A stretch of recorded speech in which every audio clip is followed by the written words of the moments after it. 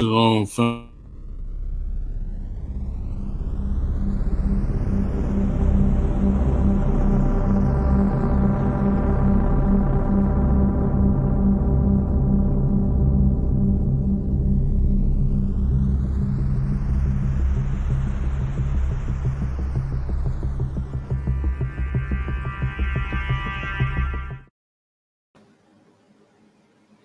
Shalom, family. Shalom. This is Elder YARAH coming to you live from Yahweh War Machine, giving all praises to the God of Abraham, Isaac, and Jacob, Yahweh Hashem, Yahweh Shah, giving all praises to the one and true God of Israel.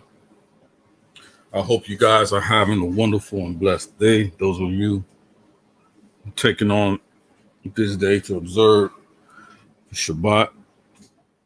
I'm waiting for my guest to come in.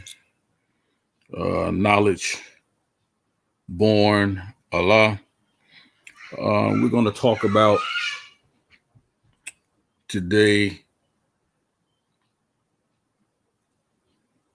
a look into Freemasonry. And I'm going to have a brief presentation. I'm just going to start waiting for this brother to come in. And when he comes in, I'll bring him on the panel. We're just going to have a discussion, but I'm going to get right into it because I don't want to be before you long. So let's deal with the information here. Let's get right into it, people. Shout out to you, Big O. Tanks on the ground. We got something coming for you, man, soon. So drop your email address in the chat, Big O, because we got something for you, family. Shout out to you, Mongo Slade. Appreciate you, fam, for tuning in. Thank you for your support. As always, Yahweh War Machine, Yahweh War Machine family. Shout out to you as well. And those of you who are listening. So let's start this presentation. I don't want to get too far along in it, but I got enough information to share. So when the brother comes in, we can just get right into it. So let me share my screen here. Share my screen.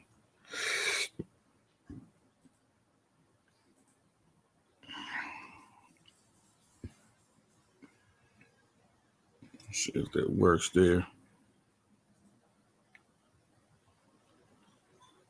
Let's see how that looks. Let me see if I can make it a little bit bigger.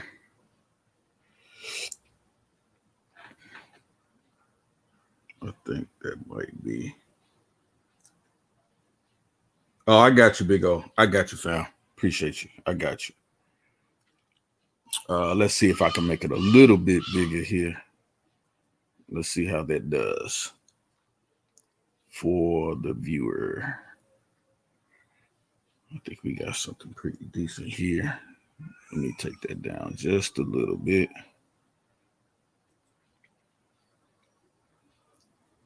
I think that's good right there to where we can see everything here. And Big O and the rest of the family that's in the chat, if I have any issues with my audio, just put a 1 in the chat, something like that. Let me know my audio is good. Put a 2 in the chat, my audio is bad. Just let me know. And I think for the most part for this presentation, you guys see that here I'm waiting for family to come on in. Knowledge Born Allah. He's supposed to have this discussion with me today. But you see the title down here, A Look into Prince Hall Freemasonry. Right? And this is a discussion the brother wanted to have me do. Appreciate you, Big O. He wanted to have me do for a while. But what I'm going to do is I'm going to wait for him to come in, and I'm just going to start the presentation. Let me see. I believe my brother might be here. Got some other brothers here. There he is. Shout out to you, Knowledge Born Allah. Shalom, Elder. Can you hear me? Yes, I can. Yes, I can. All right. Yeah. Getting set up here. I told you I had the joint right before you. Yeah, you did. It went like prophesied, I guess. so yeah, I had to reel it in real quick. Yeah. Good. Mongo, we're gonna get it in. We'll try to get as much out of this discussion as we can. So let me start here. Knowledge Born. I know we've been having a conversation for a while now. Let me see. And I know it's something you want to do. Let me deal with that. Right there. Okay. So I know it's something you want to do. And so I appreciate you coming on and having this discussion with me. I will say, after having the conversation with you a couple of times, the sort of changed the trajectory of the conversation I really wanted to do. But I just need it to be a solid bill. So if you can, real quick, introduce yourself and let the people know who you are. For those who don't know who knowledge born out here. And a little bit of background, brother. And then share with us your interest in this subject. Okay. First thing I want to say is it's an honor to be here. You know, I don't get invited to a lot of places. You understand what I'm saying? And that's with good reason. So when I'm somewhere, I like to think that I'm in good company. So I know with you and the kind of rapport that we have, based on where we met and how we met, I think this is a righteous opportunity, you know, finally for us to put our brains together and see, you know, some other stuff that's going on. But I'm Knowledge Born Alive, host and founder of Do the Knowledge Radio. That platform has been in existence for over 5 years now and have over 1,800 episodes and count. So my interest in this particular subject, I've been a Prince Hall Freemason for close to 2 decades now. So a greater part of my time has been teaching the fraternity to its initiates and, you know, creating a conversation that isn't crazy sounding with the rest of the world, you know, with our brothers and sisters that are out here indiscriminate to their spiritual connection or their walk of life. So actually putting that out and building that bridge and conversation. So when I saw that you were going to do a talk on it, you know, it was some time before. I definitely wanted to be included in the conversation. So honored to be here today to actually make this thing come into fruition. Come. Excuse me, brother. I think they're standing so let me try to figure that out. Let's see. Wow. And I put my camera on because I think that was one of them complaints because I did this conversation with Doggy Diamonds and I had some issues with my connection. So they're like, oh, he's trying to hide his identity. So I ain't want to make that. I wanted to eliminate that as a bias. And I'll be thankful. And anybody who has any questions, whatever, you can feel free. I'd rather ask me any question that's on your mind, on your heart, whatever. If you want clarification, and if I'm faking moves or I ain't answering the question to your satisfactory, don't let me off the hook. Okay. I think I got it. Coming from. Let me see what.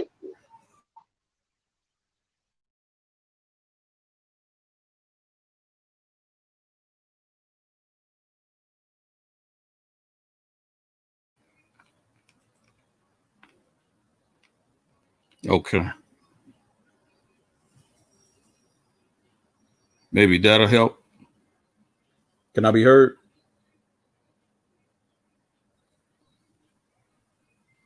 Yeah, I hear you fine. Oh, you hear me fine? Okay, great. I think so. I don't hear the echo myself anymore either way.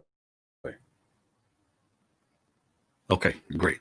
So let's get into it. And I'm just going to go through some things. And I think I'm going to do this in reverse of my presentation. So just let me go down here. And then we're going to get, I think I'm going to start at this point here. All right. And then go here. So we see looking to Priest Hall Freemasonry. And we're just going to get into it. My first slide here. This is one of the steps of Freemasonry. And this is often one of the things, and due to knowledge, knowledge born. I mean, let me know if there's any subject you feel like you can go into, you can't go into, you know, teach me the etiquette of Freemasonry, you know, as versus what you can share, what you can't share. But I do pretty much want to discuss a lot of things that we see. A lot of this stuff is on the internet, so I think it behooves anyone to really thank you, Big O, and Bible Thumper. Thank you. To behoove us to pretty much give, you know, the best explanation we can for the imagery that we see for the bill for this conversation. So, you know, what should we be understanding about this motif that we see here? Due to knowledge. I'm sorry, knowledge. This is progression chart in regards to these particular pathways. And I want to note that there is a difference between uh, what the Europeans do in regards to Freemasonry and and what we do as Prince Hall Freemasons. So I definitely want to keep our conversation in the context of what Black men and women and children who have come through this lane. This is our oldest organization as Black people in America, and many of the organizations subsequently came after. There's no Divine Nine without Prince Hall Freemasonry, and some of these other organizations either directly came from its membership or was inspired by what they saw. We have always been a community-based organization based around helping and providing assistance to those in need in our community. I want to set that as a backdrop. Now, this particular image is one of the most widely used and accepted in regards to particular pathways. If we look at Freemasonry, it would be as a whole, like science, and then you get into specificity in regards to designations of paths of courses of study in regards to Freemasonry, because Freemasonry is not a religion, it's a fraternity. There are brothers and sisters who come into this organized fraternal institution. They come in and they learn different things about life, different things about themselves, different experiences. So this pictorial image is showing the building processes of men. When I say men as in man and woman. These are pathways that they have. So these are different designators in regards to not necessarily steps, but a natural progression in knowledge seeking. Okay. In regards to this society. So you have a left side and you have a right side. And, it's a course of study where you need to go in certain directions in order to further your knowledge, but there is a sequential order that it should be in. But because it's not, you have to get it and then come back and put those pieces together. Gotcha. Yeah. And so, oftentimes, you made the statement earlier that there's a difference between the European. I think you have to the mic do the knowledge. I think that's what it comes through at. You might have two things open at the same time. Thank you, brother. So I think that you said that there's a this is more a part of, or make it more akin to, this image is more related to, and there's a difference between the European understanding of Freemasonry versus Prince Hall. I think you tried to make that distinction clear right off the bat. Am I correct in that? Definitely correct. All right, great. And so we're going to get into that further. And so what I want to do is I want to go down and deal with some more imageries here, but I clearly agree with you that we do see that there are those who deal with the so-called African origins of Freemasonry versus what we see in the European, or more specifically the Scottish Rite understanding of Freemasonry or European. And feel free to correct me, when I'm wrong or when I'm saying something that's not, that's not entirely, correct. So I really want to deal with this. So let me read this here. It says the African origins of Freemasonry, treaties of the ancient Grand Lodge of Kemet. The Masonic order is one of the most powerful fraternal orders in the world. Have you ever wondered why? Why did this order restrict membership to men of European descent? In his book, Zachary Grimillion, founder of the Imperial Society, answers the following questions. What do these fraternal orders of Masonry have to do with African people? How did this order originate in Europe? And why were Black men in early America not allowed into membership until the coming of Right Worshipful Master Prince Hall, a colonial Black man? Who are the Knights Templars? What was their relationship to the African Arab Moors, also called Saracens? Now, do you agree? And is that your understanding? Due to knowledge, born knowledge, Allah, that Freemasonry has its origins in Africa? I would say that Freemasonry has its origin in African people in regards to inspiration. You know, when we were taken and brought here against our will, we took our cultural norms and traditions with us and we shrouded them in a lot of things that were built later on. So this was a reclamation and also a shrouding in regards to what we would hold true in regards to African cultural traditions expressed in what you would see with the dominant culture's socialization of the Western world. So, what I mean simply is that there's no roots outside of the imagination of African people where Freemasonry can be found in Africa. Any attempt to do that to make a direct correlation would kind of be like looking loose sort of scholarship. But when you talk about cultural continuity and those things that you could see from one side to another and make a correlation in behavior, this is where you really find the evidence. So, you know, it's no different than Israelite culture. You know, there were Israelites in Africa. You see what I'm saying? You know, whether people want to fight amongst that, that's irrespective to them. The evidence of the culture and the cultural continuity is within the behaviors and the customs and traditions of the people. So we can find that evidence. We can find what we might think is correlations, direct correlations one to one, but not necessarily in actuality that being the truth. So looking at African cultures, and African cultures have rites of passage ceremonies. You see a rites of passage ceremony in Prince Hall Freemasonry. There's a degree system. You go through degree systems of initiatory rites in Africa to go from boyhood into manhood, from girlhood into womanhood.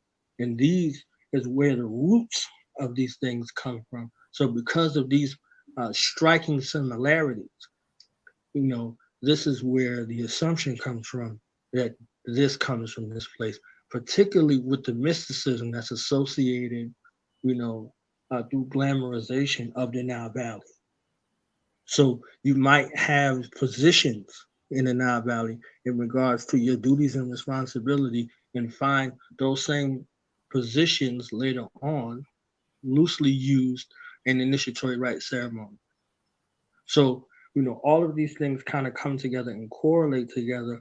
However, inspiration versus a direct, root is something different. So I don't want that to be misunderstood. Okay, okay. And so you brought up the term mysticism. In regards to some things in regards to ancient Kemet, which we know a lot of. There's a lot of Kemetic science and a lot of rhetoric that's out there today that seems to try to mail, some of the things that we see coming out of this new age Kemeticism, I call it, and attach it to things such as African origins, which I really don't think a lot of it has any African origins.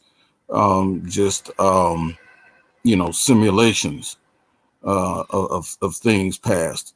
But like what we often see, and I think what everybody is usually always enthralled with, because a lot of the rhetoric or a lot of what's spoken of is not often seen. I mean, it's not often heard, but we do see a lot of these images, just as these images you see here on the slide, if you can.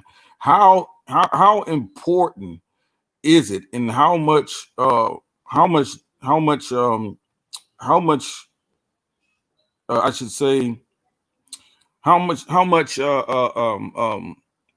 historical value do these symbols actually have in regards to, Prince Hall Freemasonry? Um, are these things really important? Because I'm going to get into some of these images later on in this conversation. And so I just wanted to know, how important is it to um, the Prince Hall Freemasonry today? I mean, you don't have to go into detail if you don't, if you choose not to, but these are things that we often see. And like I said, these images are not difficult. Some of them I got from books, some of the information I just got off the internet. Uh, so it's out there. So I think that in this day and time, when you see these things, it's advantageous to those who may adhere, or who these things are being attributed to sort of educate the people. Because other than that, a lot of what we look at it without any understanding, and so it's easy for people to make assumptions. So if you can just go into the importance of the symbolism, if you don't really want to get into it in depth and detail, that's fine. But I am going to go into it in a little bit depth in detail later on, and then we're going to get into really talking about some things in regards to Prince Hall himself. And so I really want to go through that. So I got a little twist coming up on that. And so it's going to be is going to be something different, a different conversation in regards to Prince Hall. But if you can, knowledge born Allah, just if you can, just tell us how important. Tell us how important. Okay, well, the term is becoming symbol literate. Okay. When scripture is taught, it's taught through symbolism and also through allegory. So there's instances where you have to guide a brother or a sister through a particular scripture in the Bible, and they see something and they go off a literal interpretation. There's 1,000 debates in regards to that right there, right? When Right. people are unlearned, they infer. And their inference is supposed to be so strong based off of their ego. You understand what I'm saying? So if you learn through symbology and you become symbol literate, you can see things that are hidden in plain sight. Pictorial images have the greatest shaper and molder of the human psyche, or the human mind or human brain, depending on where you are in regards to that. So if you see an image is something that will motivate you to try to figure out what it is. You give a child a puzzle, the first thing that the child looks for is how all the pieces of the puzzles connect. But before that, they look at the box. Right. So it guides them along the path of constructing and putting these pieces together, and their image stays ingrained in their mind. So with the European advent of their kind of renaissance, from that period of 700 to 1492, in some cases a little longer, the pictorial imagery in regards to their connection or their representation of divinity came from the pictures.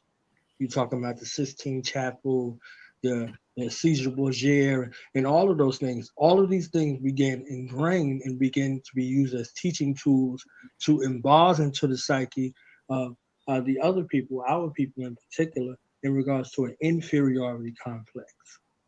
So all we truly see in regards to these things are symbols.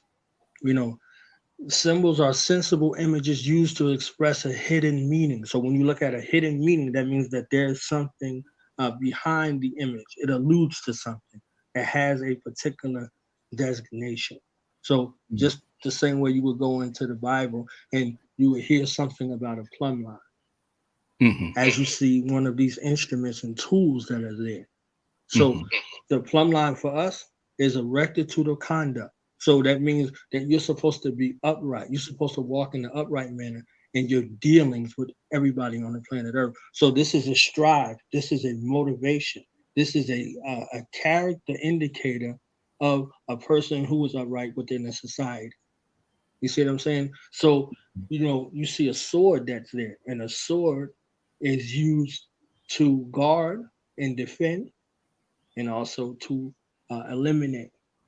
You see what I'm saying? So if you have a sword that is there and you are on a position of guard to guard against intruders, these intruders can be physical, they can be emotional, psychological, spiritual.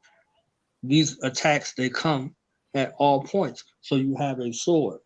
You know, the Bible itself is referenced as a sword. You know, you might ask a brother, sister, hey, you got your sword with you. You understand what I'm saying? Because in that instance, we understand the sanctity of our particular way of life. So whatever the particular way of life that you have, it's governed by some rules and some regulations and some orders. You know, the Bible referenced laws, statutes, and commandments.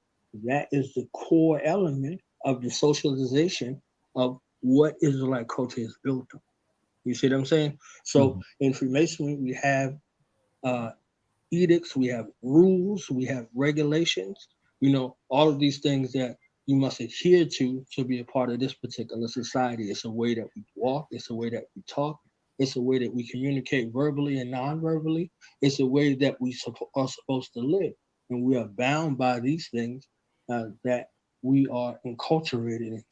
So in order for you to come into a society, you must agree that you are willing to adhere to the particular principles of that society, to learn the language of that society, to move according to the rules and the regulations in the society. So these images speak to the internal qualifications that are required and not necessarily the external qualifications that are required. The internal work has to be done and it manifests outwardly. So, you know, you see a lot of these images in a way that are used as tools. You see the tools from one perspective, and then you find out their duties and their usages in another perspective. So you may have something of a philosophical reference to what a hammer is. You see what I'm saying? And what a chisel is and what a mallet is. You know, you have cultural references to show what these things are. So there's a whole lot of sensible images that are used to express a hidden meaning. And so that means that you had to be subjected to some type of teaching in order for you to have a proper orientation to what you see.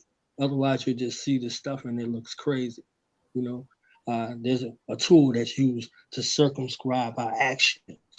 You know, there's, you know, again, I was talking about the plumbing, rector to the condom. You know, there's a ring of acacia that is there that talks about eternal life. So we know that the end of the physical is the end of a physical journey. However, we know that life continues. So life, death, resurrection, you know, it continues to go in a cyclic type of situation. This is why you see a circle that is there, you know, and in regards to, you know, these stars, we know that we have a duty and responsibility to the terrestrial, to the earth, and to the heavens. There's a connection. You know, there's a spiritual ascension duty and there's a physical ascension duty that we are charged and responsible with. So these type of through lines are taught in a way to further illustrate a point that where it can have a semblance in the heart and a representation in the mind. So we teach through a repetitive science of memorization, but this memorization is retained through physical action. And then through that physical action, you have two places where you remember something physically and something mentally. So these images are used as a guise and a guide to help the learning curve of the individual or individuals coming into the society. All right. All right. I appreciate you for that, fam. And we're gonna get into it, man. And you know, I'm not gonna, like I said, my initial uh my initial lane that I was going to take, like I said, it changed my trajectory on it a bit. Um simply out of respect for, for my guests and my panel. And so I really want to just have a build and get into, a lot of, because even a lot of things that oftentimes those who don't have a pure or correct or pure understanding of something, or who have a certain belief system about something that maybe contradicts something, what we really don't understand. Oftentimes most people, they attack it before they even try to understand it. And that's something you have to grow to learn not to do as as you grow in your scholarship, and as you grow in your understanding, and even as a teacher, and even as just a human being, first, we must first understand something before we attack it. That's part of that westernized mindset that we've learned from our oppressors, because they don't understand something, they attack it, before they understand the value of it, whether you agree with it or not, whether it's you're conforming to it or not, or whether or not you feel like it's something that's simply not for you. Simply, fear of the unknown can be easily subsided by asking questions and seeking truth of the situation. But others take that fear and they lash out, and they seek to destroy what they do not understand or do not know. And so that's the low level thinking, of certain parts of humanity throughout history. Just simply seeks to destroy something that they first don't understand. But the scripture teaches us clearly, in all that get an understanding. And so that's what, I really want to take this trajectory of this conversation today. And again, I appreciate born knowledge, born Allah. Let me get it right. I really want to call you due to knowledge. Born knowledge Allah is going to is been gracious enough to come and talk to us about it. So let me go to the next slide with this. Right. And so this is what I want to say, talk about, right? So don't get alarmed. Some of these, like I said, I'm just changing the trajectory of what I talked about here. Um, uh, let's deal with, just let me read this here. Uh, yeah, I don't want to go into that. Yeah, let's just go through it. What did the Knights Templar find in Israel? Why were they at the Jerusalem temple built by African Hebrews?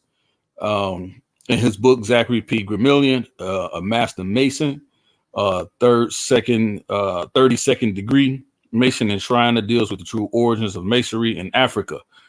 Through intense research, he traced what he calls the proto-messianic order to ancient Africa. He also deals with the Knights Templar and the Afro-Asiatic knowledge they found at the Jerusalem temple, then to be executed, persecuted, and destroyed by the king and the pope. Prince Hall, Marcus Garvey, Noble Drew Ali, and Elijah Muhammad are also addressed. So let me, I don't really want to deal with, whether what's folklore or what's myth or not. I really want to deal with, again, here, how did, if you could speak to this born knowledge, how did Marcus Garvey, Noble Drew Ali, and Elijah Muhammad, if you could speak about them, how did they uh, build or connect, or how did they what did they understand about Prince Hall and Freemasonry?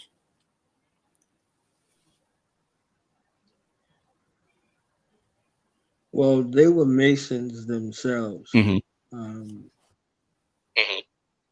Marcus Garvey, Honorable Marcus Messiah Garvey, peace be upon him. His father was Prince Hall Mason as well. Um, so was Father Allah's father of the Nation of Gods and Earth. His father was a Prince Hall Mason. Elijah Muhammad was a Prince Hall Mason. So the connection to these particular organizations and orders is something that was there, and it allowed them to build organization. My family church is the Universal Hager Mm-hmm. Spiritual Church, and it's been in existence since 1923, September the 23rd, 1923. And the founder of that particular church is Father Hurley. So you hear the word Father, and you hear, uh, if you looked at some of that information, you would see that there were only two organizations that was in existence prior to it. If you look at the African Methodist Episcopal Church, um, they come from Prince Hall Freemasons, and along with Noble Drew Ali with the Moorish Science Temple of America, he was a Prince Hall Mason as well. So these lineages are charted in regards to organizational building, physical edifices being erected, but also the connection to rebuilding men and women in the society. So that representation that is attributed comes from a re-Africanization based off of an identity that was lost during our capture, in particular servitude in America. So the reordering of the mind and the mentality and putting these industrial practices back into uh, the forefront. So these are all looks in that regard. So the Back to Africa movement did not start with the Honorable Marcus Messiah Garvey.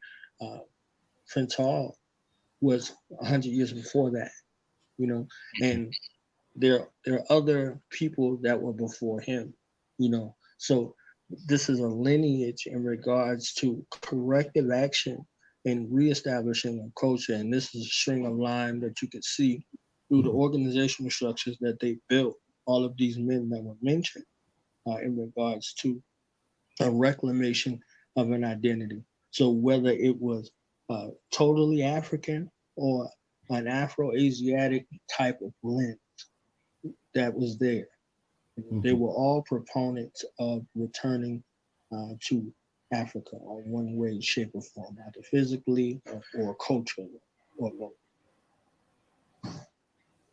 Yeah, and I think that's that's very important to understand, because even those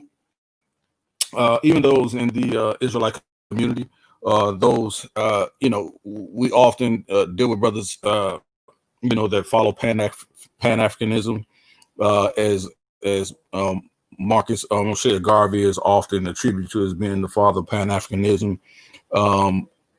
Noble Drew Ali, Elijah Muhammad.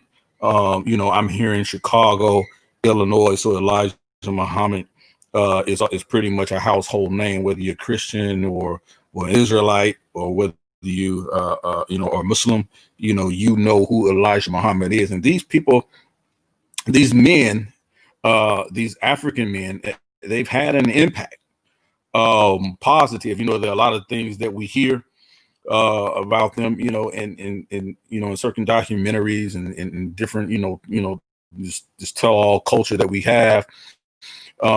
These men have had impacts, in our communities at one point. And I think that because they are of a dying breed, or a died out breed, if you really have that particular argument, do you think our communities today are in need of these type of leaders, despite their frailties as humans, as human beings, and as men? No one's perfect, but do you think that we miss the strong presence, and the need for Afrocentrism, I should say, that is lacking in our communities today? And do you think, and as you said before, even going back before Prince Hall, do you think that type of returning to Africa, or that regalness that we understand Africa, some understand Africa to be? I think a lot of people unfortunately romanticize certain things about Africa, but just the returning to the homeland for them was much more an understanding of being homesick. They weren't too far removed from the transatlantic slave trade, but these generations that we have today, they really have no understanding of that. So in the message of them returning home and Pan-Africanism, I know the work that Prince Hall put in and talked in trying to return our brothers and sisters back to the homeland of Africa. A lot of them, uh, Elijah Muhammad made the same call. Noble Drew Ali made the same call. Even we see in the Israelite community, Ben Amin here in Chicago, during that time, contemporary of Elijah Muhammad and Noble Drew Ali. Um, uh, uh, um, they actually went back to Africa and created a Israelite community in Africa. And so, do you think that we are missing, or we need this type of strong rhetoric or stance in our community today? Definitely, I think Africa is a missing piece of everything and that we explore. Not necessarily the continent alone, but the cultural continuity is missing. You know, it's a place of either high regard or ultimate disrespect. You know, and I think a lot of these organizations, when they went their way, either they went through great lengths to illustrate an African connection and identity, or to go the other route that we see chiefly today of a total and blatant disrespect and disregard for Africa, its people, its cultural ideas, and the like. So um, when we were approaching things from an African center, you could see the result versus when we were not. You know, I don't want people to be thinking that there aren't rules and regulations, there aren't systems, elders, and cultural accountability. You know, you're not just out here, despite what you might see on these larger platforms with these fools and this disrespect of people's culture, of people who come from a culture, respect culture. I want to say that very plainly.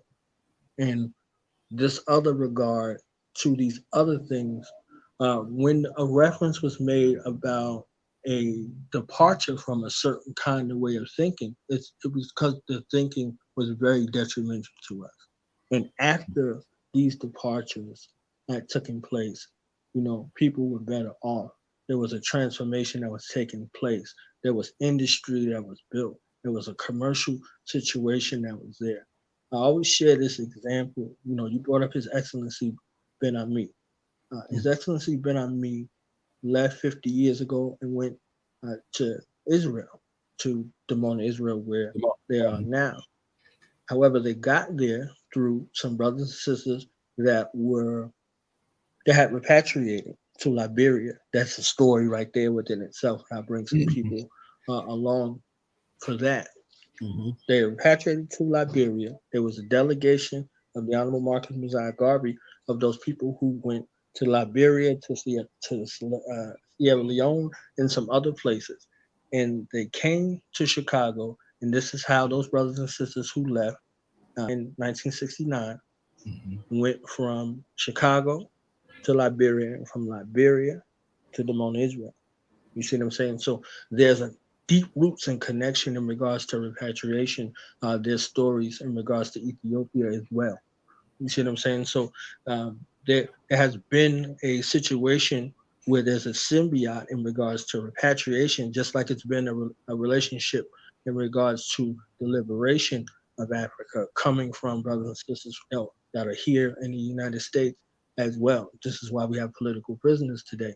So, in regards to our captivity, our bond service, our enslavement, there's roots and stories of insurrection coming from the continent and helping, and also situations in regards to the liberation from colonization and neo-colonization of Africa, where brothers and sisters risk their life and are in jail today or in exile or dead, helping to liberate West Africa and other parts and situations of Africa as well. So we have a relationship in regards to our motivations for return on whatever level that is, and also with a welcoming on the other side.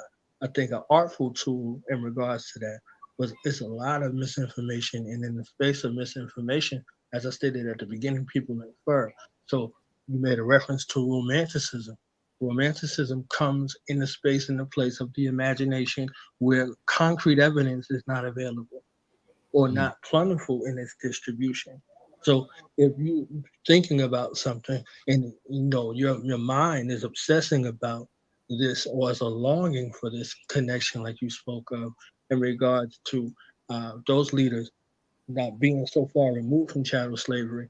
And if you look at our situation, we have 155 years if we use the date 1865 in regards to our separation and so many changes in regards to the generation. So even in a cultural representation, a longing from Africa for us all comes through one root or another. You see what I'm saying? So whether you see somebody calling themselves a Moor, whether you see somebody calling themselves a Muslim, whatever, whether you see somebody calling themselves an Israelite or Hebrew, whatever the case may be, that's the cultural continuity of Africa still there. So there's still a longing and a strive for that type of transformation in the order and proper discipline that adherence to a particular culture that has its origin and roots on the continent provides versus, adopting a system or a connection to our detractors or our enemies cultural continuity, which is pillage, devastation, and death. So, Yeah. So let me ask you this in a brief follow up to that statement.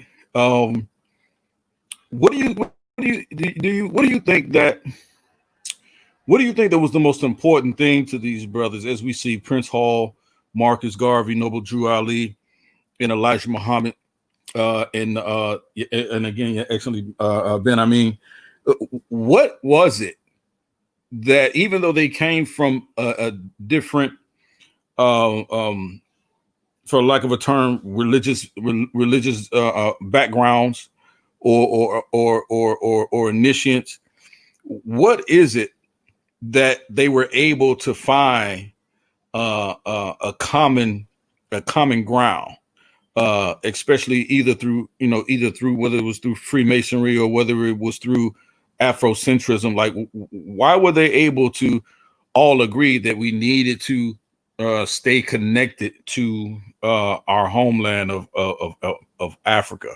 Why do you think that was so important for them, that they all, even though they came from different backgrounds, clearly they were able to agree in that notion? I think culture provides you all your answers. You see what I'm saying? So, whether we pick up the Bible, whether we pick up the Quran, we don't have issues with each other until we start to go into a situation where we feel like we're being attacked. Most Honorable Elijah Muhammad had a thing, Christianity or Islam, which one will survive? He wasn't talking about the black church. He was talking about the European influence and misrepresentation that it places on the mind of those who adhere to the pictorial psychology of European superiority. It had nothing to do with the black church. He knows the roots of the black church, and this is why he used the Bible as a tool to teach his people. And the Nation of Islam still use the Bible to this day. You see what I'm saying? So there's a through line that is there in regards to teaching modalities and what's used to inspire and to uplift a fallen people. So when you're dealing with a fallen people with a fragile psychology and an abusive relationship with a landmass and the inhabitants that stole the landmass, you have to use artful and very clever aims to get them out of a particular place. And, instituting discipline, that is something that is incumbent in African household amongst Black people. And just thinking about it in simplicity, we get along until we figure out it's something different. You understand what I'm saying? Like we saw what the differences did to our household. It's like, oh, you GD, I'm BD. You understand what I'm saying? You blood, I'm Crip. All of a sudden now, cousins and family members can't get together. You understand what I'm saying? So when we adopt these type of philosophies in regards to separation without understanding, we can apply the same context in regards to the misrepresentation of spirituality. Everybody has an assignment. The grand unifier is everyone saw everyone's assignment as useful and valuable. You see what I'm saying? So we got Father Divine, we got Sweet Daddy Grace, we got other people that's along and aligned in that line, and everybody had a situation and something that they were responsible for. So they went on their assignment. Everybody went on their assignment, and the grand unifier comes in when you have a chance to see what's most important. My ego or our people. We see the same stuff today with people, when they get into situations, what they say that they're here to help a people, and then you see all of this grandizement in regards to the ego. It's part of the human condition. But the thing that keeps you steadfast is being about your particular mission. So Mm. the things can change, but as long as you're focused on a particular mission, you see the stories of the prophets. You understand what I'm saying? They get a calling, they answer the call, they move and go, and then somewhere along the way, they forget. they think it becomes them. You see what I'm saying? So that's our ancients. This is our ancestors saying, like, look, don't get caught up in these mistakes. We made these mistakes before, and it led to our demise. And everybody comes in and say, okay, sign me up for this particular thing, and they still fall victim to that same type of situation that would come later. When esteem comes, when people come, when money comes, all of these things, it reveals what's truly in you, and I take responsibility for those things in regards to learning organizational roles and structures along the years. I've been in a bunch of organizations, and I saw them, when they were good, and when they were in their height, and when they started to decline. And what were some of the reasons for the decline? You could look at all of our organizations here in the Americas, Prince Hall Masonry included. You understand what I'm saying? Because it was the first. So when you start seeing things being perverse, then people start grandizing, people start getting into their own kind of mind. This is when you have that ruin that comes along. You know, Mm. we was all one family, and then the tribe split. You understand what I'm saying? So, Right. so when you go to the Psalms and say, "Behold, how good and how pleasant it is for brothers to dwell together in unity," that was a visionary statement of somebody who was looking to see us come back together after us being at war with one another forever. This is each other. You understand what I'm saying? So Right. we really have to look at it and see, okay, is this describing a yesterday or a now? This is describing a both. Every single time when we get to that point of divide, this is what it looks like amongst each other. So a visionary has to come, with these generations to create a vision where sight is limited. You understand what I'm saying? So create a vision where sight is limited. So that perspective in regards to what you see, if you can only see 2 feet in front of you, you're not going to be able to see the vision of the visionary that can see beyond his or her time. You see what I'm saying? So, you had people like His Excellency Ben Ami, who came later on, with that vision and made that vision into fruition. There's stories about him almost losing his life before he even got into what would be deemed amongst them as a promised land, that the Edenic civilization. So when you know and look at that, you can see that you're like, oh man, this is what Canada was to Harriet Tubman. You understand what I'm saying? So when you start looking at that in that regard, and this is why she's called the Moses of her people, the Moses of our people. They gave her that distinction because she's talking about removing people from tyranny and oppression and giving them a chance at liberation and a chance at freedom. And it was freedom or transition because she wasn't having it any other way. So when you have someone who's touched in that particular way, that visionary, it sees past the limited sight of the people that may be around them. And these were the people in these particular positions who were able to kind of keep these things going when times got rough. And I think that these people are necessary, not just particular individuals, to go back to your other question, Mhm. as a person, but as a people. You need those visionary type of people, you know, because you can only have leaders in a nation. You can have representatives in an organization, but you can't have leaders in with a nationless people, you know. So that was that advent in regards to everybody calling themselves a nation. You know, there are plenty of them.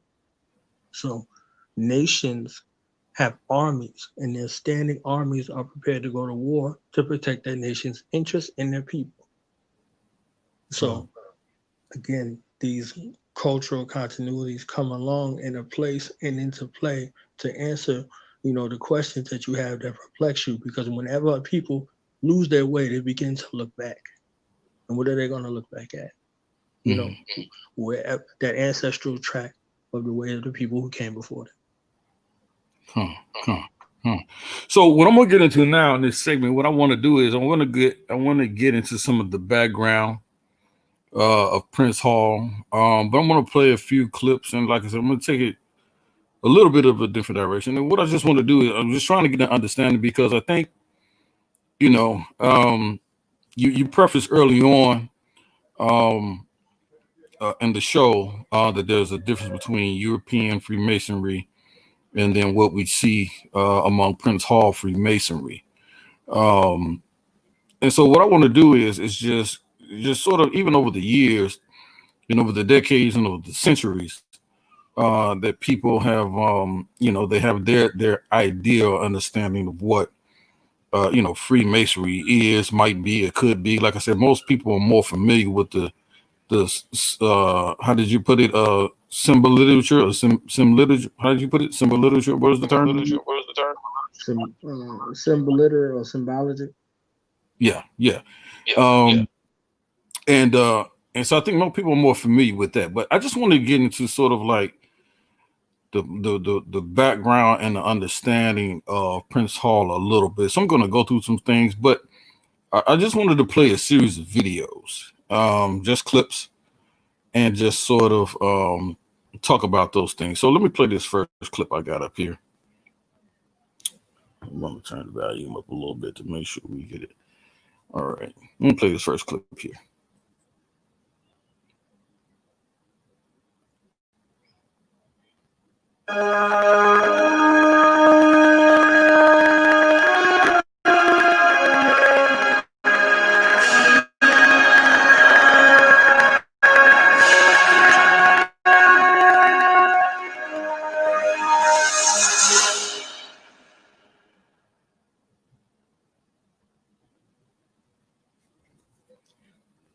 Black folk built the White House. Black folk built Philadelphia. And white folk didn't teach them. They brought the skills of masonry with them. Are we talking, because I hear a lot about masonry, are we talking Freemasonry here and the alchemy and these things? Or? Well, no, I'm talking about Masons, and that whole concept is around building. That's why the symbol of the G with the, you know, with the tool is there. But the idea that you're dealing with is masonry as it relates to building, construction. So when I say masonry, I'm talking about builders, so to speak. Masons and Freemason. By the way, that's not even Freemason. That's not how you spell Freemason. You spell Freemason P-H-R-E, FREEMASON, which means son of light, which is the last degree that you go in the African Kemetic wisdom school. You have the initiate, you have the apprentice, then you have the son of light. That's when you're an elder. You're a son of light. And that's what a Freemason is. Free, light, mason means son of. How did Freemasonry permeate our culture? Because you have... Okay. And so I wanted to just end it there, because I often hear this said, right? He makes a distinction between you know, masonry and Freemasonry, and then he goes in and he talks about the bearer of light and these types of things, these types of rhetoric. It's like give us sort of a background if you can, like what is your understanding, and you know, based on his comments, like do you agree with what he's saying or his understanding of his knowledge of Freemasonry, or is that something that you think he's pulled from mythos as well? Well, that's my elder, so I'm not going to speak about what my elder said. I think he was attempting to answer a question in generality. Yeah. You know, and when you don't have specificity, only thing you can do is generality. He's a historian, so he came from a historical context outside of the United States of America, and he's artful as that from that, and he teaches comedic science. So that's a reference. Your culture answers your question. So from his cultural perspective, he's correct from his cultural perspective. Now we talk about Prince Hall Freemasonry in America. These things don't have a reference. So this is, again, like I said initially, people come with something with the one-to-one situation. He said they came with this building concept. Yes, the people came with the building concept, but the building concept that they were speaking of is not Freemasonry. It's masonry in regards to architectural, structural building, things that last. You see what I'm saying? So that's a reference. You know, there's two types of masonry. There's operative and there's speculative masonry in regards to our education and orientation in regards to an understanding of masonry. When you talk about operative masonry, you're talking about building. You know, you're talking about building edifices and structures, you know, all kinds of things. When you talk about speculative, you take those same building principles. So you hear a term like nation building principles. You not only have to build edifices to house your people, but you have to build people that will respect those edifices and work in harmony with one another in order for the nation to last. Otherwise, the nation will not last. So you're talking about building people. Like Christ said, he saw the disciples fishing and they was getting money. They was good. They was able to take care of themselves. But they wasn't his disciples yet. But he saw them and said, oh, we're going to use this skill. I'm going to show you how to use this skill outside of this one modality that you see it in. Come with me and you'll be fishers of men. You understand what I'm saying? So this concept is applied to building up men, building up families, building up communities, building up, you know, states, and putting people in position to be able to build a nation, building up a standing army to protect your nation's people and its interests. You know, so these are the principles that are used in Freemasonry in regards to engaging the mind and the body in a certain kind of way to have edifices that are beautiful, meaning taking good men and making them better. You know, they have to be good, you know, first, you know, have a good solid foundation. They have to be oriented properly in a spiritual discipline, whatever that spiritual discipline is, you know. And then with the reference of light bearer, you know, that goes all over the place. You understand, you understand what I'm saying? That goes all over the place. And that's all that somebody needs to hear. See, oh, it's satanic, oh, demonic, who's Lucifer, the light bearer, and blah, blah, blah. You already got to go there. You got to deal with that, whether it's light or dark. You see what I'm saying? Whether it's light or it's dark, it's there. You see what I'm saying? So these are references. And again, your cultural understanding and your cultural upbringing will guide you along this path. And if I didn't have any inside information, if I didn't, you know, train up Masons for all this time, you know, I would be caught right there with that, like, oh man, you understand what I'm saying? So like this stuff, you have to look at it righteously and not just allow somebody to come, you know, do a gloss over with no explanation, because you'll leave it like that and that's it. That soundbite right there. Oh yeah, see, that shit's satanic. Nobody wants to deal with that shit, and that's the end of it. Right. You know what I'm saying? So, you know, understanding where people come from, where they got their information, their points of reference, and what they teach are very, very, very incumbent, as well as, you know, vetting the information for validity. And for a long time, we've only had people who came through and did a once over, and that was sufficient enough for us, you know. So whether we talking about Bible, whether we talking about Quran, whether we talking about spiritual systems or the like. You know, we very rarely find proper examples or ambassadors of a cultural perspective or a way of life. Gotcha. Question. My brother Big O, shout out to you, Big O in the chat. He posed a question earlier. I know, like, again, early on, you made a clear distinction between European Freemasonry versus Afrocentric or Prince Hall Freemasonry. Do you guys still consider in Masonry or in Freemasonry, you still consider one another brothers? Of course, that Psalms leads us to that. And the Psalms leads us to an understanding of the highest thing. I'm talking about Black people amongst each other. I'm not talking about Black people and their relationships to white Masons and stuff like that. There's no connection to us whatsoever.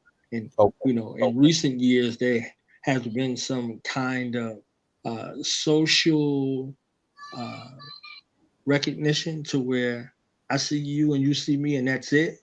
You know, and there are some places where people gather together, but it ain't brotherly. You understand what I'm saying? We know what brother look and feel like. It ain't nothing about those interactions with those people brotherly. You see what I'm saying? More like a Cain and Abel situation if we talking about brothers versus what's expressed in the song. Behold how good and how pleasant it is for brothers to dwell together in unity. You know what I'm saying? So with us looking to be made brothers again of one another, yes, that's a long-standing stride that's there.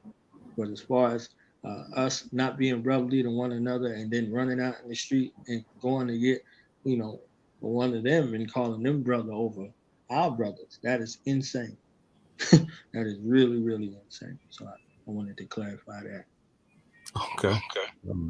So now I want to touch on Prince Hall a little bit. And from my understanding, Prince Hall was the son of a white slave master, and I believe what they would call back then a mulatto mother, or a mother, or his mom was of African and European descent. And so, like, is that your understanding in the background of Prince Hall? Definitely not. That is another a beautiful thing in regards to misinformation that comes out. Now, in that last video you just played, you said you heard Baba Kaba make reference to the building of Washington, D.C., the city, right? Built by these men. Do you remember who led those men? Benjamin Banneker, am I correct? Yes. Is there anything racially ambiguous about Benjamin Banneker? Not at all. Okay. Now, there are 3 or 4 different dates where they say Prince Hall was born. There's a couple of different stories. You know, there's talk about his mother, you know, and you know, Thomas, who, you know, that they attribute as a father or something like that. There are 3 different representations like that, and they're all different, you know, and all of them are false. You know, there's a brother who's responsible for the architectural design of Washington, D.C., you know, and he used the stars as his point of reference in regards to where things were built and how these things were placed. And then you tell me, look, this is beautiful because it gets into, and I dealt with this at length on the other side, you know, the conversation you getting from me is light, you know, amongst my brothers is a whole nother conversation. Yeah. Let me just paint this picture real quick. This is the 1700s, right? The This is the 1700s, and the United States is coming into uh, its own from under British colonial rule. Right? Yes. Yes. So you have uh, somebody that's there, that's a master builder and a scientist of building edifices out of his brain. There's no reference given to him. The Farmer's Almanac and all of these other things. And then you tell me about some mulatto in Barbados that found his way to Boston, and some Irish guy who loved him and the 13 other people that was with him so much, they said, "Oh, I'm gonna make y'all Masons." Mm-hmm. And this is a story that you could tell somebody after the Northern African presence in Europe from 700 to the 1500s in rulership. 200 years later, you see this racially ambiguous looking dude and say, "Hey, I'm gonna make you a Mason." It doesn't make any sense, but it makes perfect sense when you think that the same conversation you have about the Bible, you think that your enemies gave it to you. You think that your enemies came up with it. You understand what I'm saying? You have to fight them same kinds of conversations in regards to that. You know, it's something as sacred as something that they use for world domination and the organization of the Western world. They're just going to give it to some racially ambiguous dude with uh, a white daddy and a half white mama. You see what I'm saying? Like it just don't make no sense. But it makes sense in the mind of one who's socialized in servitude. You know, so it's like, all right, Mm-hmm. well, they gave us the shortest month out of the year for Black History Month. All right, I guess because all of the other holidays that go along have some kind of European origin. So in regards to that, you become accustomed to the interdependence, and that goes back to the other conversation earlier in regards to breaking that hold and teaching about separation. Mm-hmm. A mental, emotional, and psychological separation is there to precede the physical separation. Mm-hmm. Because if you return to what you deem your homeland with a colonized mind, you're going to go there and they're going to call you a white person. Right. You see what I'm saying? Because you have that, your mind, your thinking, your actualization, your culturalization does not fit in that particular place. You see what I'm saying? So, just looking at this in regards to Prince Hall, this racially ambiguous looking picture ain't no different than a picture uh, of Yahushua, and this white buttermilk complexion representation. You see what I'm saying? You got to fight these images, and with the George Washington wig on his head, like this is crazy. This is this is you understand? Like it's crazy, but these are the things that kind of give people some kind of solace in their heart, and this is why they go after and seek those particular associations instead of what the whole fight was for, independence. And another thing I wanted to just posit very quickly, a motivation in regards to literacy was a push for all of these leaders and their challenges, whether it was the Universal Negro Improvement Association, whether it was the Lost Foundation of Islam, which later became the Nation of Islam, whether in regard to Prince Hall Freemasonry, it's a thing about literacy, and pushing literacy in regards to proper wellness, and which was necessary for building mathematical calculations and things like that. So not being caught in a situation of vice, but in a situation of being transformative by example. So if you're industrious and you're building things, you're in a possession of ownership. Uh, this man that is known as Prince Hall, they had businesses in the 1700s. You understand what I'm saying? Like they had organized men, they owned property, things like that. They had communities. You see what I'm saying? Strong abolitionist, a strong advocate for teaching out of the home. This is where homeschool comes from. And then when the homeschool got too big, it became the schoolhouse. So this is the extension of how we progressed as a culture in captivity. That's not a new concept. You can go through the scriptures and see, even though we were in captivity, that we were still living. You understand what I'm saying? We were still living in places where we're paying taxes. You understand what I'm saying? Like, so there's a situation where we really have to kind of align and see where these stories are true and where they become maligned and how they become maligned and who stands to gain a benefit from this particular misinformation. Because the information is empowered. The misinformation is unempowered. Yes, I agree.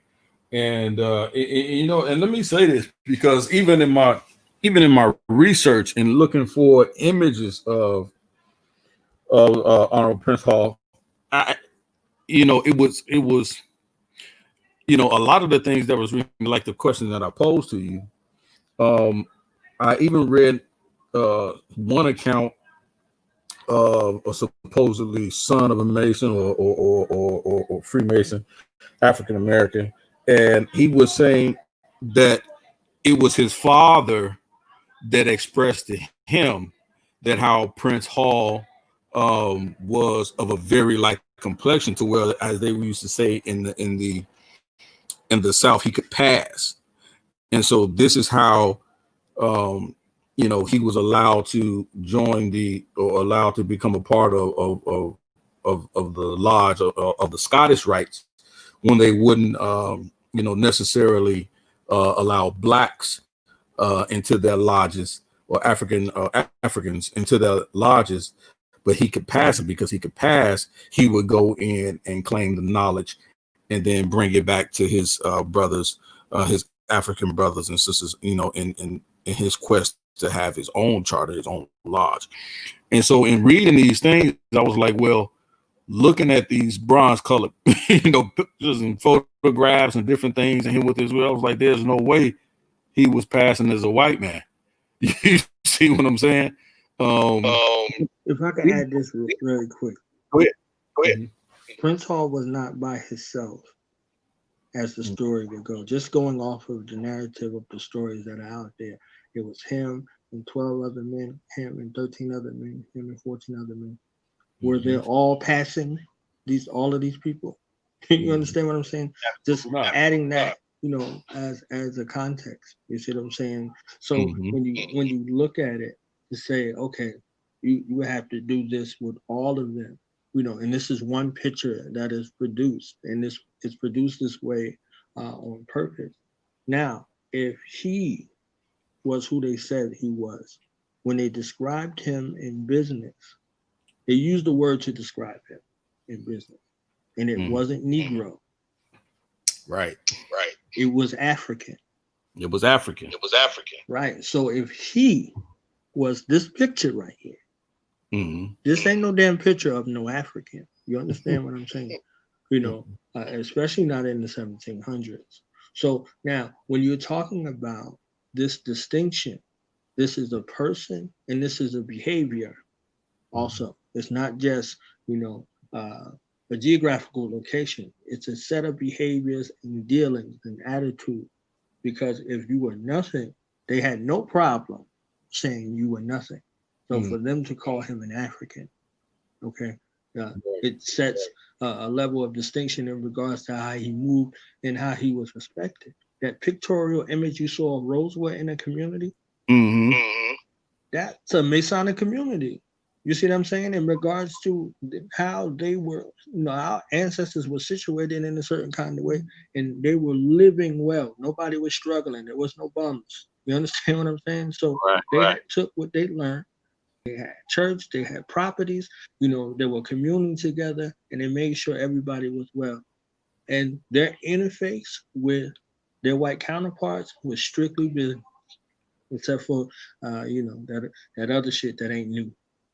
You understand what I'm saying? Like at the beginning of the movie, with the sister and the shopkeeper. You see what I'm saying? So that's not a new thing, So that kind of social existence is not something of, that they made up for a movie. This is natural. You go into these places, you don't come on this particular side of town. They got sundown towns in America. This is not, something. So if you're talking about them being able to not coexist, but just exist in the same space, they have no problem in telling a lie, and misrepresenting. This was so overwhelming that it had to be put in a certain kind of way. Right. And again, and so this is what I mean by it's important that we read things because and have these bills and conversations because it's important for us, again, as I said before, to gain any knowledge of truth about anything. You should first gain knowledge of it before you attack it. Like I said, that's not that's not the way in our scriptures. It's not the way that our ancestors believed and how they dealt with things. But that's a completely westernized European mindset that if you to encounter something that you don't understand, you simply just destroy it, right? And so so in order for us to deal righteously with one another, and as we see, there are some of our greatest leaders in our communities, regardless of whether or not, we agree with them religiously, they were first able to identify themselves as a Black people, as an African community of people first.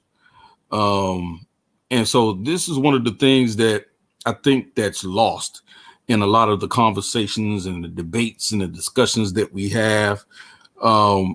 Somehow,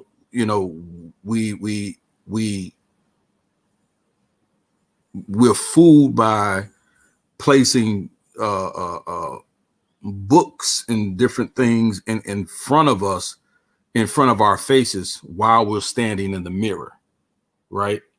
And then claiming to have a clear reflection or identity of who we really are. When we first really need to understand, that we are of an African people. We are of the continent of Africa, whether you were born there or not. And so this is one of the things that even my Israelite brothers oftentimes struggle with, that understanding, right? And so it only pushes and causes, divisions where there should not be any. And I think, as I said, regardless of what you say about them or what people's opinions may be about them, those like Noble Drew Ali, those like Prince Hall, those like Elijah Muhammad, those like Marcus Garvey, they understood that first and foremost, and still were able to walk alongside each other in most cases, simply because they understood that they were African first. And so I think it's a very important thing, we really do need to focus on, and it's not outside of the scripture, for the super ingenious, Bible believers out there. The Bible is not anti-African. It's just impossible. Based on its content and the writers and the times and what we know that it teaches us. It's not anti-African. It's impossible. You can't have an Israel. You can't have an Israelite faith without Africa. And the people of that land and the people that were in that land. It's impossible to do so. And so what I wanted to do here, I have what I call it's a primary source documents of Prince Hall. It's pretty lengthy, but I wasn't going to read it. But just for context, I'm going to try to get through it. And then I'm going to ask you a pertinent question that I think you really have already answered. But I just want to get into it. It says, primary source documents Prince Hall. The petition of a great number of Blacks detained in a state of slavery in the bowels of a free and Christian country humbly showeth that your petitioners apprehend that they have in common with all other men a natural and unalienable right to that freedom which the great parent of the universe have bestowed equally on all mankind, in which they have never forfeited by any compact or agreement, whatever, but that were unjustly dragged by the hand of cruel power from their dearest friends, and some of them even torn from the embraces of their tender parents, from a populous, pleasant, and plentiful country, and in violation of laws of nature and of nations, and in defiance of all tender feelings of humanity,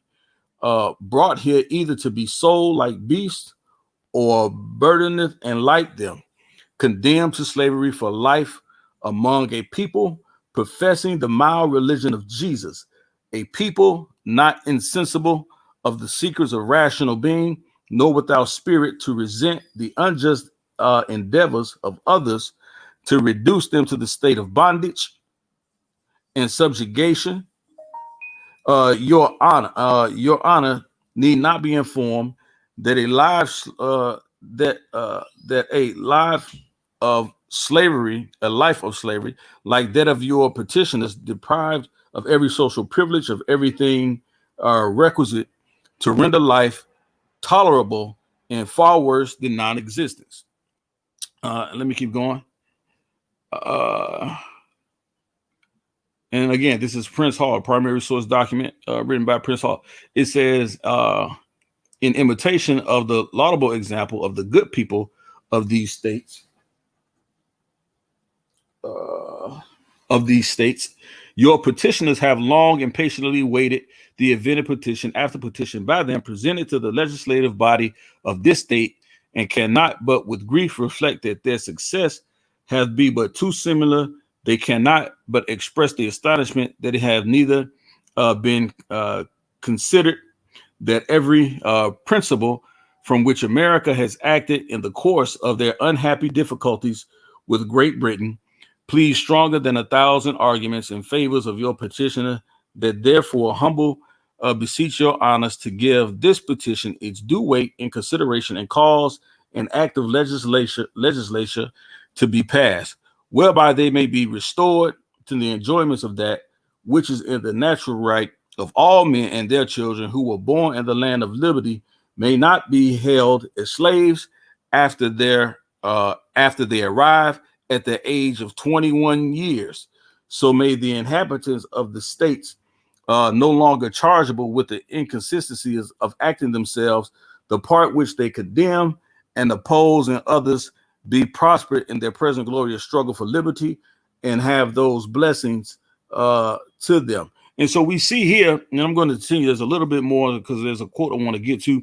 We see here in a letter that Prince Hall has addressed to the heads of state during his day, and simply asking for freedoms and rights. And he's doing it in a way where he's looking to negotiate, right? He's looking to negotiate, and I understand where he's coming from. That he's requesting that those who've arrived here as slaves, or that were brought to these shores as slaves, or those who were slaves, that at the age of 21 they receive full emancipation, or they're to be set free, and with the ability to live their lives even in the states that they're in as free men. So here he's championing for the rights of slaves, for the rights of his brethren. And so that's undeniable. That's here in his primary source documents. But I want to continue here. Let me go down to the next. It says here, Prince Hall's response to a December 1782 Boston newspaper article about the Feast of St. John. The article sarcastically misidentified Hall's Mason Lodge as St. Black's Lodge of Free and Accepted Masons. The proper identification for Prince Hall's Lodge was African Lodge Number 1, dedicated to St. John, taken from Sidney Kaplan and Emma Norberg Kaplan, the Black presence in the era of the American Revolution. Amherst, Massachusetts, University of Massachusetts Press is the source. For this this article. It says, with due submission to the public, our title. This is Prince Hall's response. And what he says, with due submission to the public, our title is not saying high titles, but our only desire is that the great architect of the universe, and we're going to get into that a little bit, the great architect of the universe, would diffuse in our hearts the true spirit of Masonry, which is love to God and universal love to all mankind. This I humbly conceive to be the two grand pillars of Masonry. Instead of a splendid entertainment at the Feast of St. John, we had an agreeable one in brotherly love. Now, this is what he says.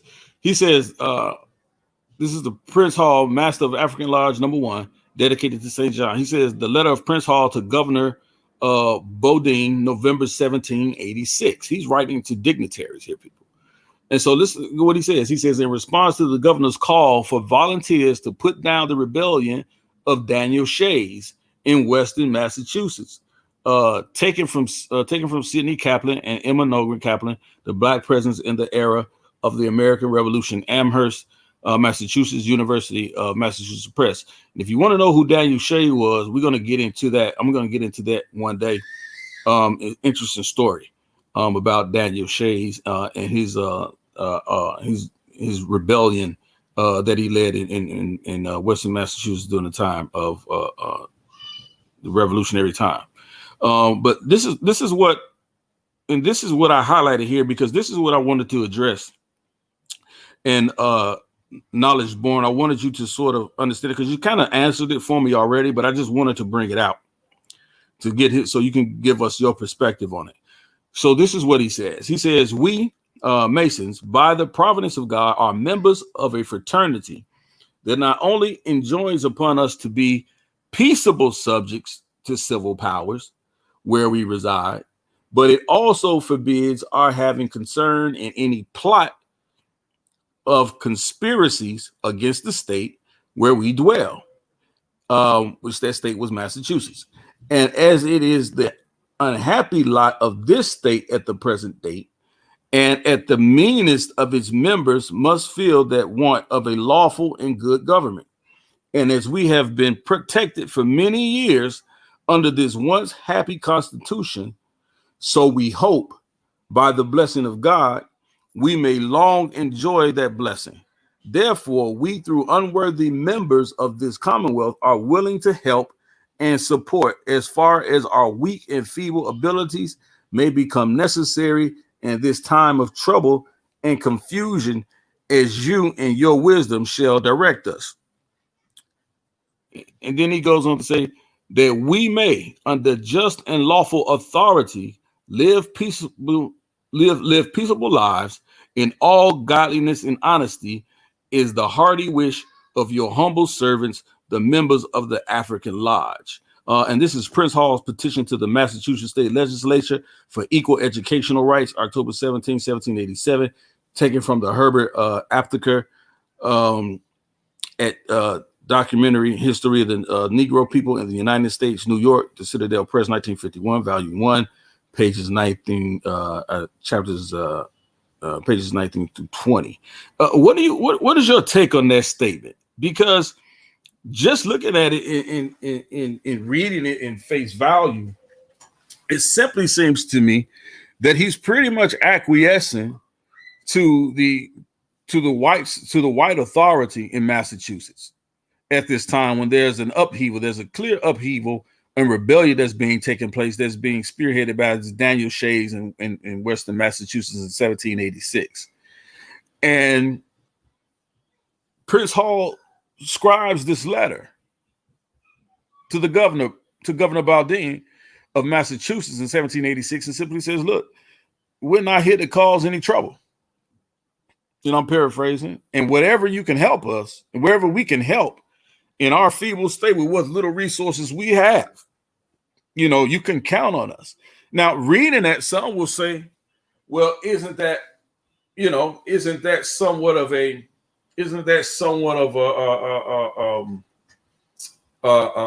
him being a sellout, or him being a coon, or Prince Hall being someone of not willing to not willing to fight to the death for the freedom of his people. Um, if you're reading this just in its face value.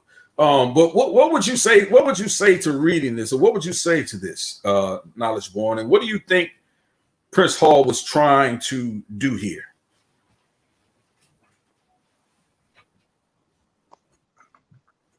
Well, if his description from amongst them was an African, he was holding tenets to an African cultural tradition, and when you looked at Freemasonry, they have charges of that rectitude of conduct that we were speaking about earlier. And these charges are to not elicit or commit to discountenance or any of those type of actions within the state. Within the state, you are to be a peaceful citizen. So he's talking about in the context of that, like, okay, like that's not us. You see what I'm saying? So even with the disrespect to the name of the lodge that he chose, he's in a position of leadership, in a position of influence and authority, and he could have traversed it and turned it into something and said, "Oh, okay, well, we're riding with this rebellion." You understand what I'm saying? So he had to ensure that the record reflected that what he was doing and what he was building over here was something that wasn't going through those same particular means. Now, those means do have a place. It's not something that could come out of his mouth as a leader. You see what I'm saying? Like, so him pushing literacy, homeschool, things like that, all these other things that was there, all of these families that would be slaughtered and rounded up and killed, if thought of insurrection that came in his mind. Look at the time frame that we're talking about. We don't even want to talk about the 1800s. You understand what I'm saying? Which led to a civil war, and the civil war was over these new inhabitants that were captured and brought here to the Americas, to whom which that applies right there. You see what I'm saying? So he was making a distinction, saying, "Don't confuse us. We ain't never started nothing over here.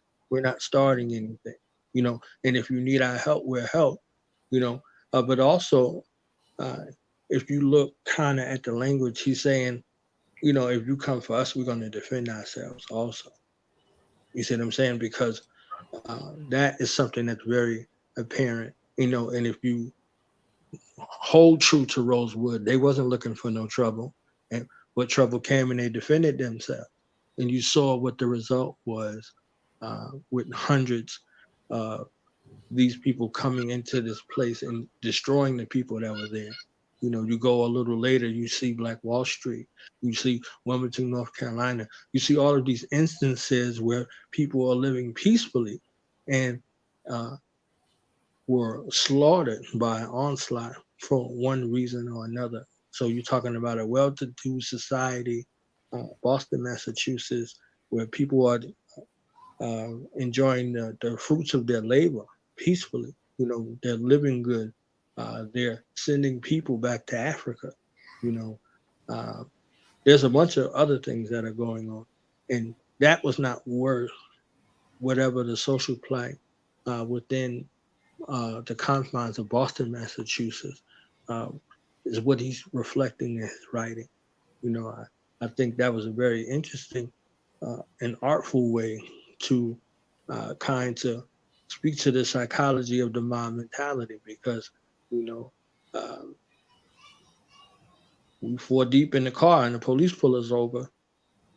you already know what's going on. You see what I'm saying? So that kind of situation warrants some kind of deadly force response to anybody or anything that resembles rebellion. And our skin color continuously is a reminder of target, people that are targeted and killed, under that guise, whether they're armed or unarmed, whether they're compliant or they're non-compliant.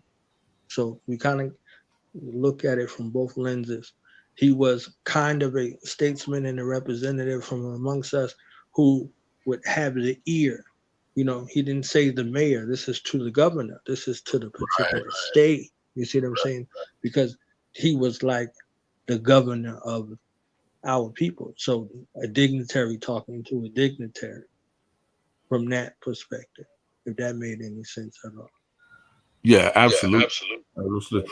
And oftentimes, because I want people to see, because oftentimes, even when when we're in the Bible and we're reading about those in the Bible, from Moses to Joshua to Gideon to Ezekiah, to these characters, even to Yeshua in the scripture, or some say Yahushua, Hashem Yahushua in the text, in New Testament text, we clearly see oftentimes that leadership is not always great leadership, or the greatest of leaders don't always lead with a sword, because they have, and when I say that, I'm talking about just going headlong to have a people, as he said, meager in resources, to always face a tyrannical people, or people that that try to deal with you through a system of racism and white supremacy, that we clearly see that was being shown here in a lot of these instances. That it's leadership comes in different, it comes in different forms, and it comes with a certain responsibility, not just to yourself but to others. So I often warn people, anytime you hear someone say, you know what, listen to me, I'm your great leader, but we understand that there's going to be some of you are expendable. No great leader thinks that way. No great leader thinks from the greatest to the least of the people that he's been given or he's placed over, that those people are expendable in any way. But we often hear these people, and we often hear oftentimes a lot of people on these different platforms, they say, well, should we separate from America, or how should we do this and how should we do that, whether you agree or disagree. But when anyone says that the children or anyone is expendable, that life is expendable, then I seriously question your ability to lead, or even your concerns of just being one who has the best interest of your people at heart. And I think that in that statement, that was where he wanted to relay to his people. And that way he wanted to relate to those in authority above him, who he could have came and killed his family. And so, yeah, I think oftentimes we really need to rethink what real leadership is, right? We need to rethink that a lot of times, and because the moment I hear someone say, well, they're expendable, their life doesn't really matter in the grand scheme of things. Well, every life matters in the grand scheme of things. I believe it was Gestalt that said, the whole is not greater than the sum of its parts. So those things have to be, we have to keep those things in mind. And so I want to go a little bit further down, and what do I want to read? What do I want to read? I want to read.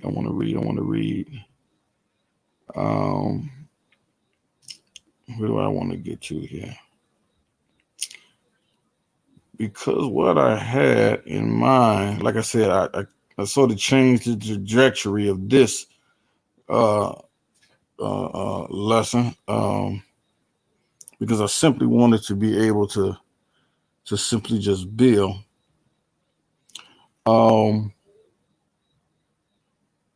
Here we go. Here we go. Here we go. Here we go. Here we go. Here we go. I have a lot more. I really wanted to get into a lot of the symbolisms and a lot of the different things in this connection to ancient Kemet. But approaching the uh, we're approaching the 8 o'clock hour. Um, and I just wanted to I think I'm going to really close it out. So knowledge, I'm going to give you some time, brother, to go in a little bit. I appreciate you coming on and building with me, man, and sharing your knowledge. And I hope it was a good build for those who are listening. Um, just so we can get some understanding of the things that we see. Oftentimes, we see the surface of the thing. We don't really understand the inner workings of it or the inner parts of it. There's a lot more that I do want to get to, but I think I'll do that in another day, just going over some of the symbols and getting into that. But I wanted this to be. So why don't you go ahead, born knowledge, knowledge born. I'm sorry, but I'm gonna get that right. I've been calling you do the knowledge for so long. But knowledge born Allah, definitely, man, I appreciate you coming on, fam, and sharing your wisdom, man, and dropping those jewels for us, brother. So it's on you. Yeah, I definitely come back for the part two because I want to see, some of the other things we have in the presentation. We can set that up and take the time and deal with whatever aspect you want to deal with. If you want to deal with straight symbology, the symbols and the connection, we can do that. Whatever you want to do, Yeah, the I definitely want to do that. yeah, because I don't want to leave that on the table.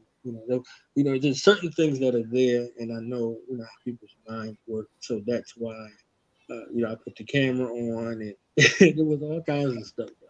Right. And I don't get a lot of opportunities to speak on this particular subject, and even with my platform, the platform is for the people. I'm a custodian in that regard, and with that approach, I get the best out of people. So they don't think they're going to come on and be subjected to any kind of disrespect, indiscriminate to their particular spiritual inclination. Right. And if you made it to my platform, there's a benefit and worth in what you bring forth.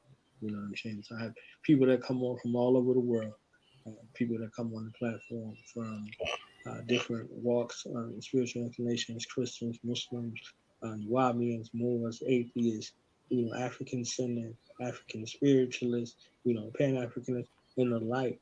And it's a shared regard of respect for your particular way of life because it is a way of life. And the only time people war is when their way of life is threatened.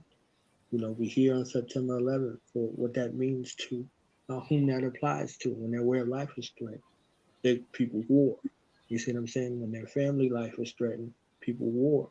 Now, and when you're dealing with someone so sacred, existent, their cultural uh, perspective, you're going to have a fight on your hands. So this is why they say don't discuss religion and politics because you're talking about something that people have cleaved unto. You see what I'm saying? And you're going to have a fight in that particular way. So, I'm definitely open to provide whatever clarity that I can from the vantage point that I can, with nothing being off the table because, you know, all of these things are public knowledge. Now the intricacies are something different. You see what I'm saying? So there's not a question that you're going to be able to ask me where I'm like, oh, I can't talk about that. Contrary to a lot of the stuff and a lot of the people that have preceded me, I'm not one of those people.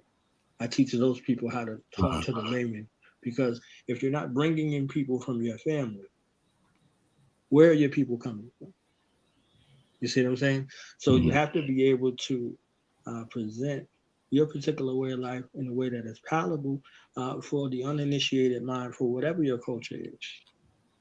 So, that's been my strive and my work to deal with my people specifically and exclusively in regards to directed to the conduct and moral character and situations of having understanding for what they came from and from which they are traveling to, wherever that destination may be in their life and their development within the confines of their family and the like. So definitely wanted to spend the time in that space. And also, I'm not, any of these people who have a disrespect for the Bible or the Quran. I was raised with both of them. These are cultural books that were left to us, from my perspective, by our ancestors that chart our psychological, emotional, and physical journey on the planet Earth, and as it uh, pertains to our cognitive development and physical development through life. So if they say basic instructions before leaving Earth, you understand that. So when it comes to the disregard and disrespect of Africa, for me, you'll have to fight. You see what I'm saying? But if it's a disrespect and disregard to these particular holy books, for me personally, when I was born on mouth, you will have a fight as well, because I see the cultural continuity of our people shrouded in these books and shrouded in these traditions, customs of people who have been stolen, who have been robbed, who have been killed, who have been pillaged, and who have been capitalized on by everybody else on the planet. So the solace and the wholeness in regards to us coming together, again, I have to go back and relate to that song. Behold, how good and how pleasant it is for brothers to dwell together in unity.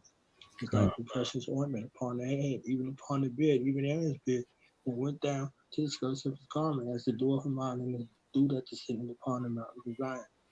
There the Lord commanded the blessing, even life forevermore.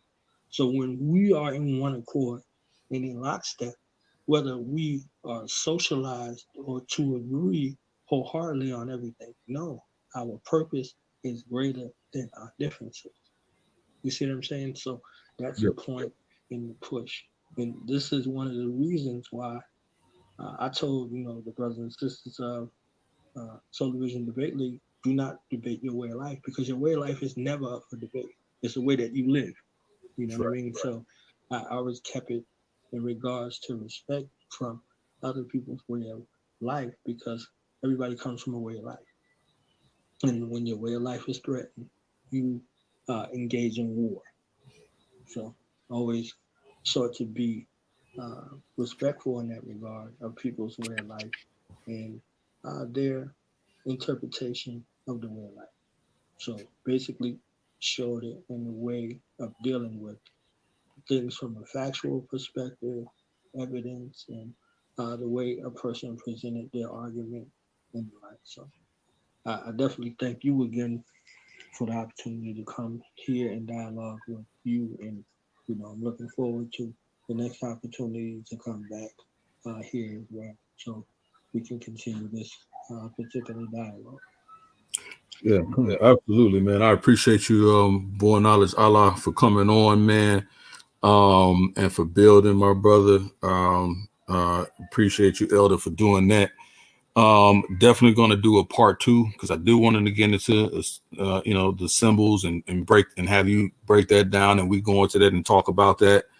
Talk about the grand architect of the universe and the light bearer, and I want to get into these things so people can get a true perspective and a knowledge of what's being said versus what some think they may know, versus what we see, in some, in some writings or texts or folklore. We want to really get an understanding of what's being said and what's being done here, in regards to Prince Hall Freemasonry, and and talk about still more about the separation of the Scottish Rite and different things like that. If as you as you put it earlier on, in preference in at the beginning of this dialogue.